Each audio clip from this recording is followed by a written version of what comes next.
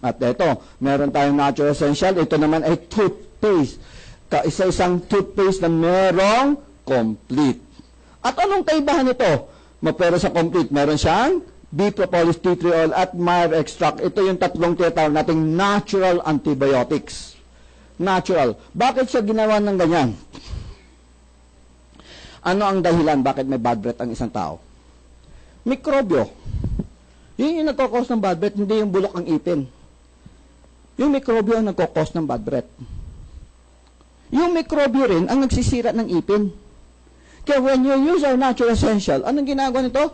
Dito dahil sa B-propolis, tea tree oil, at Meyer extract, anong ginagawa niya? Sinosuppress niya yung pagdami ng mikrobyo sa bunganga mo. So it's very good para mawala ang bad breath at maiwasan tooth decay. Okay ba yan? At ito pa, ang hindi nyo alam, 80% of tooth loss is not because of sira ang ipin. 80% na nawawalang ipin ay dahil sa gum problem, gilagid ang problema. Ang ipin natin nakasaksak lang sa buto. Ang kumakapit yan is the gums. No? Pansinin nyo, minsan, buo yung ipin, bakit umuuga?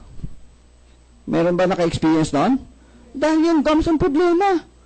Nawa nyo? Ngayon, mapera pa doon. Minsan nga sumasakit Sabi mo, punta ka sa dentist, pabunot mo. Sabi mo, wala naman sira, bubunutin. Hindi nyo alam, yung gums may problema. Kaya, dahil sa sakit nito, pati yung ipin nyo, apektado. Gets nyo?